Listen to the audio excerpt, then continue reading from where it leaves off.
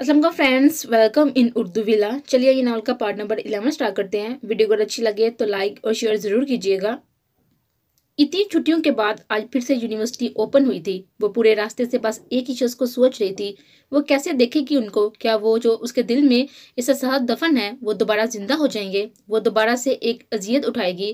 क्या करूंगी मैं अल्लाह जी। वो गाड़ी की सीट के साथ टेक लगाए आंखें बंद किए बैठी बस उसी को सोच रही थी। जरी साहिबा, अगर आपने कश्मीर को आज़ाद करवाने का मनसूबा बना ही दिया हो तो उतर जाएं, आपकी यूनी आ गई है। सुल्तान ने उसको हिलाते हुए कहा, जो पूरे रास्ते से आंखें बंद किए टेक लगाए बैठी थी। जी, यूनी आ गई। उसने चौंक कर आंखें खोलते हुए इधर उधर देखा। जी, आ गई आपकी यूनिवर्सिटी। उसने यूनी के गेट की तरफ इशारा करते हुए कहा, ठीक है जा रही हूँ। वो हवा से होते हुए उतरी और गेट की तरफ जाने लगी। जैसे ही वो गेट तक पहुंची उसके कदम रुके। वही खड़े होकर उसने दुआ मांगी, अल्लाह जी, मैंने एक नामहरम को भूल जाना मांगा है आपसे। आपने मेरे दिल में नूर डाला, अपना आप मुझे सौंपा। अल्लाह जी, आज मैं इस रास्ते पर खड़ी हूँ जिधर से वजदान हुसैन गुजरेगा। या अल्लाह, मैं उनकी राह गुजर पर खड़े होकर आपसे दुआ मांगती हूँ, मेरे दिल में जो जज्बात दफन है वो उन पर या किसी पर भी जाहिर ना हो। उनको ना पता चले कि एक जरमीना गुल भी है जो रात रात बार उनके लिए रोई है, जो उनको एक नजर देखने के लिए पल पल मरी है। या अल्लाह, मुझे सब्र देना, मुझे सब्र देना मेरे मालिक। वो आंखें बंद किए दुआ मांगती रही और पास से स्टूडेंट्स गुजरते गए। वह जैसे जैसे यूनिवर्सिटी में कदम रखने लगी उसके दिल की धड़कन तेज होने लगी। उसको वो रास्ते आज बहुत खूबसूरत लगने लगे। इन रास्तों से वजदान गुजरा होगा। वो नीचे देखकर बस यही सोचती रही। वो तो उसका भूल जाना मांग कर आई थी, मगर उसका दिल वो तो इन रास्तों को चूम जाना मांगता था जिधर से वजदान गुजरा था। वह चलती जा रही थी। हर गुजरता और आने वाला रास्ता उसको एक अलग की जरूर दे रहा था। वो हमेशा सीढ़ियों से भागते भागते चढ़ता था। वो इन सीढ़ियों से गुजरने लगी। उसका दिल चाहा वो वहीं बैठे, उसको यहाँ पर महसूस करे, उसकी राह गुजर को अपने हाथों से चूमे। वो आहिस्ता आहिस्ता उससे गुजरने लगी। सीढ़ियों के साथ लगी ग्रिल पर हाथ फेरने लगी। इधर वजदान ने हाथ रखा हुआ उसके हाथ का लम्स महसूस करने लगी। वो अपनी ही दुनिया में मगन ऊपर जा रही थी कि पीछे से आवाज आई, जरमीना। वो आवाज फिजा की थी। उसने काफी दूर से उसको आवाज दी थी। वो हजारों में एक अलग पहचानी जाती थी। उसके कंधे पर पड़ी चादर उसको हजारों में मुनफरिद करती थी। फिजा की आवाज पर वो वहीं रुक गई, मगर पीछे मुड़कर नहीं देखा। वो तो आगे जाना चाहती थी। वो तो उसको देखना चाहती थी जिसको देखे एक अरसा गुजरा था। इस अरसे में न जाने कितने ही सालों का उसने हिजर काटा था। न जाने कितने आंसू बहे थे। न जाने कितनी दफा उसको भूल जाने की दुआ की थी। उसके डिपार्टमेंट की सीढ़ियों से ऊपर जाते ही उसका ऑफिस आता था। वो किसी तरह वहां तक पहुंचना चाहती थी। उसको एक नजर देखना चाहती थी। वो अपने होश में नहीं थी। उसको नहीं याद था कि वो कौन है, क्या है। उसको अपनी मांगी हुई कोई दुआ भी नहीं आती। महबूब के होने का एहसास ही कुछ अजीब होता है। आपका महबूब आपके सामने हो तो कौन कम बहत कुछ और सोचेगा। हमारा हर चीज पर एहतियार होता है सिवाय दिल के, और जब दिल एहतियार लेता है तो बस इंसान उसके शहर में जकड़ जाता है। फिजा ने ऊपर आते ही उसको गले से लगाया, जिसकी आंखें उसके ऑफिस के बंद दरवाजे से निकलने वाले एक शख्स को देखने के लिए मुंतजिर थी। वो वहीं सीढ़ियों पर खड़े उसके एक दीदार का इंतजार कर रही थी। कहीं से वो नजर आ जाए, उसकी बेकरार आंखों को करार आ जाए, उसके दिल को सुकून मिल जाए। वो तो इतनी रातों से उसको देखने के लिए जागती रही। या अल्लाह, मुझे मजीद सांसें देना कि आज मैं उसको बस एक बार देख लूं। उसने उसके ऑफिस के सामने खड़े होते दुआ मांगी। उसका ऑफिस उसकी क्लास के बिल्कुल साथ था। वो अमूमन अपने ऑफिस में ही होता था, किसी को इतना नजर नहीं आता था, मगर आज जरमीना का दिल गवाही दे रहा था कि वो जरूर बाहर आएगा, वो जरूर उसको नजर आएगा। यार, ये क्या तरीका है, क्लास क्यों बंद है, उसको लाग क्यों लगा है, हम यहाँ कहीं खड़े रहेंगे। हानिया क्लास के बाहर खड़े होकर हर आने जाने हरजाना अंदाज से बोल रही थी और सारी क्लास उसकी हाँ में हाँ मिला रही थी। वो सारे अपनी क्लास के बाहर खड़े चचा का इंतजार कर रहे थे, जिनके पास उनके डिपार्टमेंट की चाबियां थी। आज वो कुछ लेट हो गए थे और सबको क्लास के बाहर खड़े होकर इंतजार करना पड़ रहा था। आप चचा आएंगे और क्लास खोलेंगे, तब तक हम यहाँ चौकीदारों की तरह खड़े होकर इंतजार करेंगे। वो बगैर सोचे समझे बस गुस्से से बोली जा रही थी, जरी इधर आओ, मानूर तुम्हें बुला रही है। फिजा ने जरमीना को दूर से आवाज दी, जो सबसे अलग खड़ी थी। वो सीढ़ियों के पास उसके ऑफिस के बिल्कुल सामने खड़ी थी ताकि वो आए और सबसे पहली नजर उस पर बस उसी की पड़े। खुद को उसको खुद नहीं पता था कि वो ऐसा क्यों सोच रही है, वो ऐसा क्यों चाहती है। उसके अलावा आज सबसे पहले उसको कोई ना देखे, किसी की नजर उस पर ना पड़े। जरी जल्दी आओ ना। फिजा ने उसको वहीं खड़े खड़े देखकर एक बार फिर से आवाज दी। क्या बात है फिजा। उसके पास आई और दूर से खड़ी रही। वो तो वहीं खड़े रहना चाहती थी, मगर वो क्या करती, वो क्यों वहां होना चाहती है। क्या है, क्या कर रही थी इधर? मानू बुला रही थी तुम्हें, आप पता नहीं खुद मोहतरमा किधर चली गई हैं। फिजा ने इधर उधर मानूर को ढूंढने वाले अंदाज में देखा और उसको कहने लगी। वो आपस में बातें ही कर रही थी कि वो सीढ़ियों से भागता हुआ आया और हाथ में मोबाइल पकड़े, ब्लैक कोट और ब्लैक जीन्स पहने वह इंतहा का पुरकशिश लग रहा था। ऐसा लग रहा था जैसे उसने यूनी आने से पहले अभी अभी कटिंग करवाई है, अभी भी दाढ़ी बनवाई है। वो हमेशा से एक पुरवकार और पुरएतमाद शख्सियत का मालिक था। वो जब इस सीढ़ियों से दौड़ता हुआ आता तो 100 लोगों की तवज्जो का मरकज बनता। जैसे ही उसको सबने देखा, सब उसके पास जमा हो गए। अस्सलाम वालेकुम सर। सबने ही उसको एक दफा एक वक्त बाद देखा था। हर कोई उसकी बहुत इज्जत करता था। वो था ही ऐसे इज्जतों वाला। सब उसके पास रुके थे। वो सबके साथ हंस हंस कर बात कर रहा था, मगर उसकी नजर किसी को ढूंढ रही थी। वो सलाम का जवाब इधर उधर देख कर दे रहा था, जैसे किसी का मुंतजिर हो, किसी को देखना चाहता हो। वो जो कोने में खड़ी थी थोड़ी सी आगे हुई, उसको समझ नहीं आ रही थी कि वो क्या करे। उसने एक नजर उसको देखा और अपनी आंखें बंद कर ली। दुरूद शरीफ का विर्द किया। वो आंखें खोली और अब भी उसके सामने खड़ा था, उसका जवाब दे रहा था, सबका हाल पूछ रहा था। एक मुस्कुराहट चेहरे पर सजाए वो सबको देख रहा था और उसका दिल उन सब में बस एक लड़की पर रुका था। जैसे ही उसने उसको देखा, दिल की धड़कनें बेकरार हुई। उसने आज पहली दफा उसको ऐसे देखा था। वो नाम भी देखती, उसकी नजरें उसको देख रही थी। उसकी आंखों पर उसका कोई एहतियार नहीं था, उसको देखे जा रही थी। उसकी निगाहों का मरकज बना हुआ था। उसने एक बार फिर दुरूद शरीफ पढ़ी और थोड़ा सा आगे हुई, जो बार बार उसको देखकर नजरें झुका लेता था। अस्सलाम वालेकुम सर। उसने उसको देखकर सलाम किया, उसकी नजरें झुकाए सलाम का जवाब दिया और ऑफिस में चला गया। उसका ज्यादा देर वहां उसके सामने खड़े होना नामुमकिन नहीं था। वो उसको जवाब देते ही बगैर उसको देखे ऑफिस में आया, दरवाजा बंद किया और सर को अपने मेज पर रखकर नीचे हुआ, अपने दिल पर हाथ रखा, आंखें बंद की। वो कुछ देर ऐसे ही नीचे होकर बैठा रहा। वो उसको अपने अंदर उतारना चाहता था, जिसको कुछ देर पहले उसने देखा था। उसका हिजर आज खत्म हुआ था। वो उसको देख रहा था, जिसको देखने के लिए न जाने उसने कितनी दुआएं मांगी थी। वो उसकी आंखों की मासूमियत को देखना चाहता था, उसकी शरारतें देखना चाहता था। वो हमेशा एक ही दुआ मांगता था, काश तुमसे मेरा कोई खून का रिश्ता होता मलका, ये हिजर मुझे इतना दुख ना देता, मैं तुम्हें कभी भी देख सकता, तुम्हारी गुर्बत को महसूस करता। काश काश मलका तुमसे मेरा कोई ताल्लुक होता। वो मेज पर सड़क के दुनिया से बेनियाज अपनी ही सोचों में गुम था। उसने आज किसी और ही लड़की को देखा था, जो बुझी बुझी सी थी, उसके सामने आने से डर रही थी। उसकी आंखों में एक अजीब सी उलझन थी, जैसे कुछ सोच रही हो, जैसे खुद को दुनिया से छुपा रही हो। वो हमेशा उसके सामने रहने वाली आज सबके पीछे हो रही थी। वो अपना आप उसे छुपा रही थी। जिसने उसको एक लम्हे को भी नजर बढ़कर नहीं देखा था, वो उसे छुप रही थी। वो उठा और ऑफिस से बाहर आया। वो एक बार फिर उसको देखना चाहता था, उसकी आंखों को की उलझन को एक बार फिर से महसूस करना चाहता था। अभी तक सब उसके ऑफिस के बाहर खड़े थे। वो किसी काम के बहाने से बाहर आया। उसने एक सरसरी सी एक नजर सा पटा ली, उस सबको नजर आए सिवाय उसके जिसको वो देखने आया था। मानूर, आपने मुझे बुलाया था। वो क्लास के बाहर आई, जहां मानूर अकेले बैठी थी। वो हमेशा ही सबसे अलग और अकेले अकेला रहती थी, कभी किसी से बात नहीं करती थी, हमेशा अपनी ही सोचों में गुम गुम सी रहती थी। जरी का हमेशा दिल चाहता था कि वो उसके पास बैठे, उससे पूछे क्या हुआ है, वो क्यों ऐसे रहती है, मगर उसने खुद को सबसे अलग इतना कर रखा था कि कोई उससे बात ही नहीं कर सकता था। वो जरी, आप मुझे बहुत अच्छी लगती हैं, आपके बोलने का अंदाज, आपके चलने का अंदाज मुझे बहुत अच्छा लगता है। मैं हमेशा से चाहती थी मैं आपके साथ बैठूं, बातें करूं, मगर आप कभी अकेले नजर नहीं आई। आप आज अकेली खड़ी हैं तो मैंने सोचा आपसे बात कर लूं। मानूर मासूमियत से उसकी तरफ देखते हुए बोल रही थी। मानूर, मैं भी चाहती थी कि मैं आपके साथ बात करूं, आप यूं अलग अलग रहती हैं। मैं हमेशा आपसे पूछना चाहती थी, आप क्यों ऐसे अलग अलग सी होती हैं सबसे।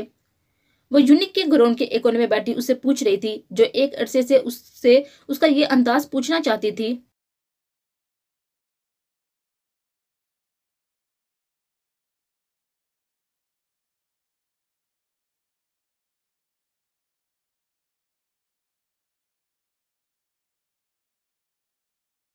जरी, मेरी आदत ही ऐसी है, ये कहते हुए उसकी आंखों में एक दुख की लहर आई, जो उसने बिल्कुल वाजा देखी थी। मारो, आप मुझसे शेयर कर सकती हैं, यकीन माने आपकी बोली हुई हर बात मेरे साथ कब्र में जाएगी, मगर मेरे मुंह से बाहर नहीं निकलेगी। मैं किसी की बात किसी से नहीं करती। उसने पास बैठी लड़की के हाथों पर अपना हाथ रखा, उसको यकीन दिलाने लगी। वो ऐसी ही थी, सबके दुख बांटने वाली, दूसरों के दुखों में दुखी होने वाली। जरी, आप इस बात पर यकीन रखती हैं कि एक स्टूडेंट्स को अपने टीचर से मोहब्बत हो जाए, मतलब एक शागिर्द को अपने उस्ताद से मोहब्बत हो सकती है? वो नजरें झुकाए बोलती गई और जमीना को लगा जैसे जैसे कि उसके दिल पर किसी ने हंजर चलाया हो, उसके दिल के अंदर तक किसी ने वो हंजर उतारा हो। मोहब्बत क्या होती है? मोहब्बत कैसे पता चलता है कि हमें मोहब्बत हो गई है? जरमीना ने उसका चेहरा बहुत गौर से देखते हुए पूछा। उसको तो पता भी नहीं था कि मोहब्बत कैसे किसे कहते हैं, मोहब्बत कैसे होती है। उसने तो अल्लाह और उसके रसूल से मोहब्बत की थी, आपको मोहब्बत का नहीं पता जरमीना? उसने अपने पास बैठी उस लड़की को बहुत गौर से देखा जो उस उम्र में उसे पूछ रही थी कि मोहब्बत क्या होती है, मोहब्बत का कैसे पता चलता है। आजकल तो 16 साल के बच्चे को भी किसी को हंसकर देख भी ले तो उन दोनों को आपस में मोहब्बत हो जाती है, और आप उस 20 साल की लड़की को ये नहीं पता था कि मोहब्बत किसे कहते हैं? नहीं, मुझे नहीं पता। उसने बेचैनी से मुंह पर मुस्कुराहट लाई और उसके तरफ देखने लगी। मोहब्बत एक एहसास है जरमीना, और इस एहसास का कोई नाम नहीं, कोई वजूद नहीं होता। मोहब्बत बहुत ही तरह की होती है, हर रिश्ते से मोहब्बत का अपना एहसास होता है। अब देखो, जैसी मोहब्बत हम अल्लाह से करते हैं वैसी मोहब्बत हम अपने माँ बाप से नहीं करते। जैसी मोहब्बत हम आका जान से करते हैं वैसी मोहब्बत हम किसी से नहीं कर सकते। हर मोहब्बत का अपना एक एहसास होता है। उस मोहब्बत के बारे में बताने लगी और वो खामोशी से सुनती रही। अब अगर हम इश्क की बात करें तो दो तरह के होते हैं, एक इश्क हकीकी और दूसरा इश्क मजाजी। इश्क हकीकी मतलब खुदा पाक से मोहब्बत, और इश्क मजाजी उसके महलों के किसी एक बंदे से मोहब्बत। प्यार हमें दुनिया के बहुत से लोगों से हो जाता है, मोहब्बत भी बहुत सारे से हो जाती है। और ये जो इश्क होता है ना जरमीना, ये फकत एक से होता है, पहले तो होता नहीं, और जब हो जाए तो महबूब के अलावा कुछ नजर नहीं आता। दिन रात वो हमारे ख्यालों में रहता है, ऐसा लगता है हमारी रूह की जगह महबूब ने घर कर लिया हो। जैसे हमारे अंदर से निकलेगा तो हम मर जाएंगे, और हाँ, उसके निकलने से हम मर भी जाते हैं, और ये मौत उस मौत से बहुत तकलीफ दे होती है जो कब्र में ले जाए। पता है जमीना, यही इश्क हमें रब्बुल आलमीन की तरफ से ले जाता है। जब हम टूटते हैं तो ये चाहते हैं कि कोई हमें जोड़े, कोई हमें सहारा दे। इश्क में टूट जाने वालों को कहाँ कोई इंसानी ताकत जोड़ सकती है? वो तो बस एक जात है जो जोड़ती है, जोड़ सकती है, जो हमारे जख्मों पर खुद मरहम लगाती है। वो जात हमें अपने करीब करती है, अपने आगोश में ले लेती है, और तब हम बस उसके हो जाते हैं। फिर यहाँ से हमारा सफर इश्क से इश्क हकीकी तक जाता है। फिर जहाँ से हमारा सफर इश्क मजाजी से इश्क हकीकी तक जाता है। वो बोल रही थी और बोले जा रही थी। आज जरमीना ने पहली दफा उसको बोलते सुना था, बोलते देखा था। अक्सर टूटे हुए लोग खामोश हो जाते हैं, मोहब्बत उनको खामोश कर देती है। वो अपनी ही दुनिया में चले जाते हैं, उनको दुनिया और उसकी रंगीनियों से कोई गरज नहीं होती, कोई मतलब नहीं होता। शायद वो भी बस तभी खामोश रहती है। जरमीना सॉरी, मैं कुछ ज्यादा ही बोल गई। उसने बोलते बोलते उस लड़की को देखा जो मुसलसल उसको देखे जा रही थी। मारूर, तुमने टीचर और स्टूडेंट की मोहब्बत का पूछा, मैं ये बात नहीं समझ पाई। वो दोबारा उस बात पर आना चाहती थी जहाँ से बात शुरू हुई थी, जिस बात से उसके अंदर झंझोरा था। वो फिर से उसको से पूछना चाहती थी। हाँ सॉरी, बात कहाँ से कहाँ चली गई। मैं ये पूछना चाहती थी, क्या एक उस्ताद और एक शागिर्द की मोहब्बत जायज है? क्या एक शागिर्द अपने उस्ताद से मोहब्बत कर सकता है? उसने उसकी तरफ देखकर सवाल किया जो बिल्कुल साकत हो चुकी थी। वो कुछ बोलने की हिम्मत खो बैठी थी। उसके साथ क्या हो रहा था? वो लड़की उससे इस बारे में बात क्यों कर रही थी जिस तकलीफ से वो इतने अरसे से गुजर रही है? जरमीना, उसने उसको आवाज दी, उसको बुलाया, जो हकीकत की दुनिया से बहुत दूर सोचों की दुनिया में कहीं गुम हुई थी। मैं आपकी बात नहीं समझी मानूर। उसने लड़ते होंठों के साथ अपनी बात की तस्दीक चाही। मेरे पूछने का मतलब यह है कि एक उस्ताद तो हमारा रूहानी बाप होता है, तो क्या हमें उससे मोहब्बत हो सकती है? उसने उसकी तरफ देखते हुए पूछा, जिसकी आंखों में अब सुर्खी उतर आई थी। उसका लगा आज कोई उसको गाली दे रहा है, उसके मुंह पर थप्पड़ मार रहा है, उसको मलामत कर रहा है, बड़ी दुनिया में उसको जलील कर रहा है। उसने अपनी आंखें बंद की, लंबे लंबे सांस लिए, खुद पर काबू रखने की नाकाम कोशिश की। जरी, क्या कर रही हो तुम यहाँ? पूरी जुन्नी ढूंढ आई हूँ मैं।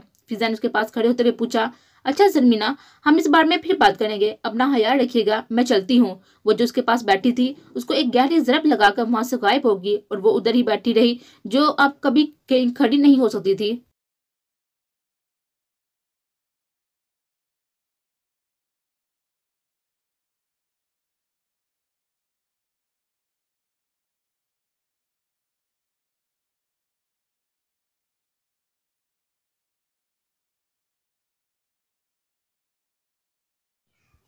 यार ये क्या, इस सेमेस्टर में विज्ञान सा का कोई लेसन नहीं है? क्लास में सब अफसुर्दा से एक दूसरे को कहे जा रहे थे। हर कोई खफा था इस बारे में कि उनके फेवरेट टीचर उनकी क्लास नहीं लेंगे। शुक्र किया था एक ही टीचर तो था जिसकी वजह से यूनी आने को दिल करता था। अब तो यूनी आने को भी दिल नहीं करेगा।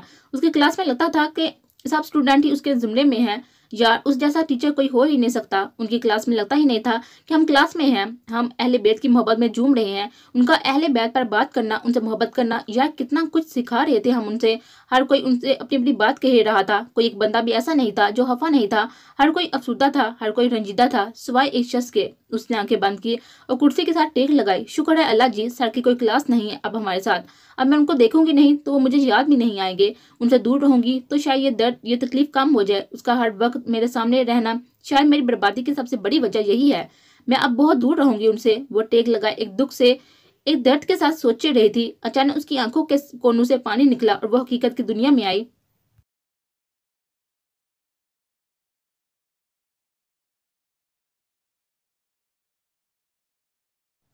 सर, आप हमारी क्लास क्यों नहीं ले रहे? हानि उसके ऑफिस में खड़ी उससे पूछ रही थी। वैसे भी वो बहाने ढूंढा करती थी, कब मौका मिले और कब उसके ऑफिस का दीदार करे। आज तो मौका ही बड़ा था। आज तो सारी क्लास ने इसरार किया था। सबके इसरार पर वो आ जाई थी। सब यही चाहते थे कि वो हमारी क्लास ना छोड़े। सबने हानिया को भेजा था उनसे बात करने को। वो भी कुछ हद तक उससे मायूस हो चुका था। अक्सर उसकी बात का जवाब हंस कर दे दिया करता था और ये बात उसके लिए बहुत थी। उसको जमीन से आसमान तक ले जाने के लिए उसका हंस कर बात करना ही बहुत था। हानिया, आप क्लास को कह दे इस दफा मेरा उनके साथ कोई सब्जेक्ट नहीं है। मैं उनकी क्लास नहीं ले सकूंगा। ये पॉसिबल नहीं है, उसने चिंता से लहजे में कहा और वहां पर खड़ी उसको सुनती जा रही थी। सर, सब बहुत ज्यादा इंसिस्ट कर रहे हैं कि आप हमारी क्लास ना छोड़े। मैं आपकी क्लास में आकर सबसे बात कर लूंगा।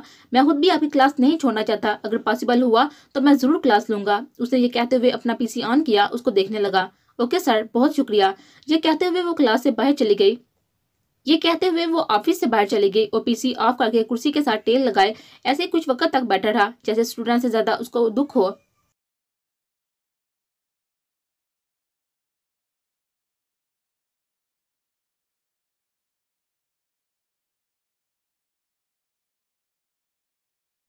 वो हमेशा छत पर बैठकर मगरिब की अजान सुना करती थी। उसको फजर और मगरिब की अजान से कुछ ज्यादा ही मोहब्बत थी। वो हमेशा ये दोनों अजानें बहुत दिल से सुनती थी।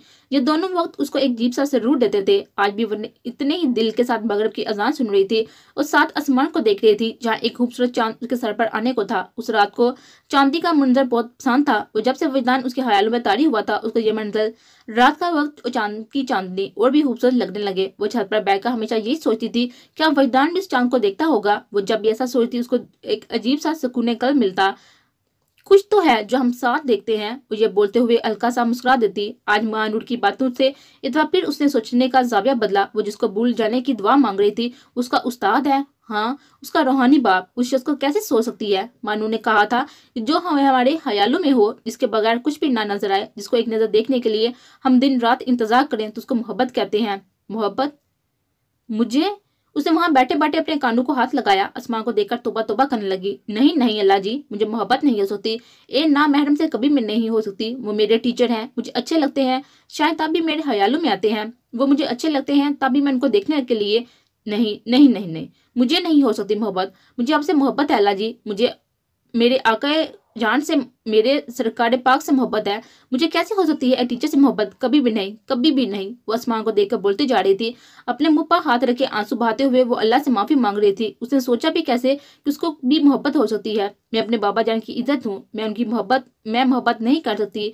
करती होंगी बाकी लड़कियां मोहब्बत, मगर मैं नहीं कर सकती। बाबा जान ने कितने मान से मुझे इजाजत दी है, कितना गरूर है उन्होंने रजब भाई का रिश्ता ठुकराया है। मैं उनका गरूर हूँ, मैं उनका गरूर नहीं तोड़ सकती। मैं मोहब्बत नहीं कर सकती। अल्लाह जी, मुझे ना करवाना मोहब्बत, मुझे भूल जाए सर। मैं अपने बाबा जान को कभी दुख नहीं दे सकती। मैं हार भी गई ना अल्लाह जी, मगर अपने बाबा जान को नहीं हारने दूंगी। मैं अपनी खुशियों को उनकी इज्जत पर कुर्बान कर दूंगी। मैं भूल जाऊंगी सर को, बिल्कुल भूल जाऊंगी।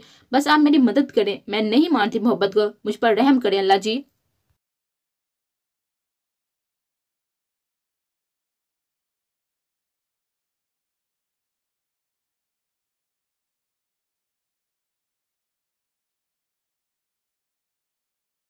वो छत पर बैठी घुटनों में सर रखे सिसकते हुए आज फिर उसको भूल जाने की दुआ मांग रही थी, जिसको भूलना उसके बस में नहीं था। आज फिर उस मोहब्बत से इनकार कर रही थी जिसका उसने कभी इकरार ही नहीं किया था। अल्लाह जी, आप मुझसे कभी नाराज नहीं होना। मैं ये जानबूझकर नहीं करती। मुझे पता नहीं क्यों याद आते हैं वो, पता नहीं क्यों मैं उनको एक नजर देख कर अपना आप भूल जाती हूँ।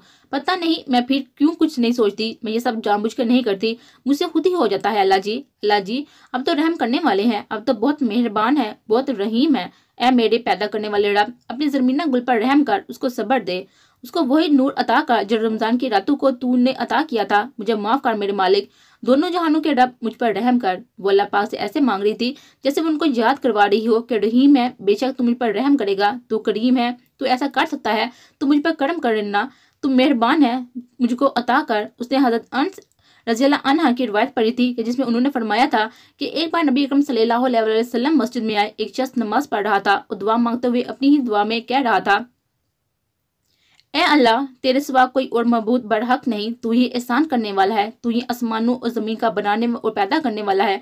ए बुराई करने वाले और कर्म करने वाले, मेरी दुआ कबूल फरमा। नबी अकरम सल्लल्लाहु अलैहि वसल्लम ने फरमाया, क्या तुम जानते हो उसने किस चीज की दुआ की है? उसने अल्लाह से उसके इसमें आजम के जरिए दुआ की है कि जब भी उसके जरिए दुआ की जाए अल्लाह उसे कबूल करेगा, और जब भी उसके जरिए कोई चीज मांगी जाए उसे अता फरमाएगा। वो भी अल्लाह पाक से आज ऐसे ही मांग रही थी, उसके आगे हाथ फैला रही थी, गिड़गिड़ा रही थी, या अल्लाह मुझे भूल जाए। सैयद वैदान हुसैन शाह।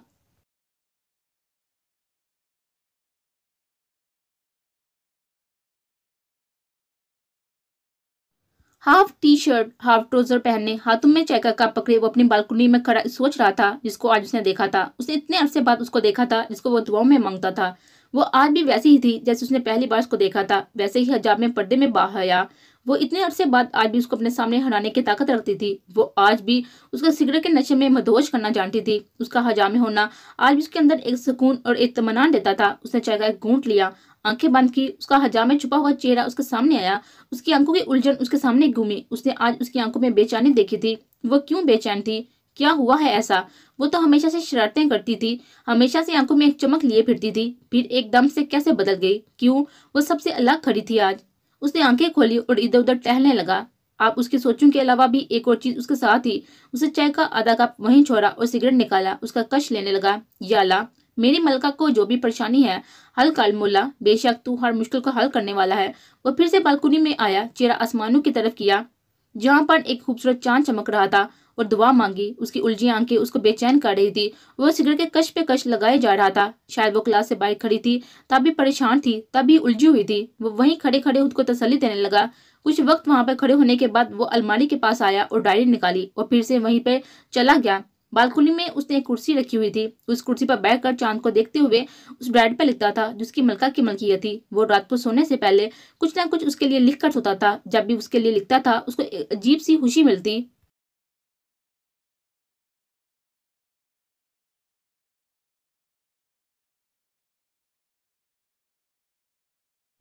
जब मेरी मलका मेरे पास आएगी मैं रोज रात को उसको पढ़कर सुनाया करूंगा। उसको बताऊंगा कि हिजर की रातें मुझ पर कैसी गुजरी हैं। उसको बताऊंगा मैंने एक एक लफ्ज उस चांद को गवाह बनाने के लिए उसके लिए लिखा है, और न जाने मैंने उसके एक एक लफ्ज को कितनी कितनी बार पढ़ा है। उसने डायरी खोली, आंखें बंद की, उसका सरापा उसकी आंखों में घुमा, उसकी खूबसूरत आंखें उसकी आंखों में आई, उसका हया से बड़ा वजूद उसके सामने आया। उसने चांद को देखा। क्या तुम मेरे मलका से भी ज्यादा खूबसूरत हो? लोग तुम्हारे लिए लिखते हैं और मैं तुम्हारे सामने अपनी मलका के लिए लिखता हूँ। मेरी मलका इस चांदी से ज्यादा खूबसूरत है, उसकी आंखें इस रात से ज्यादा गहरी और खूबसूरत है। वो चांद को देखकर उसे बातें कर रहा था। उसके सामने अपनी मलका की शान में कसीदे पढ़ रहा था। उसके लबों पर एक मुस्कुराहट आई, आंखों में चमक उतरी।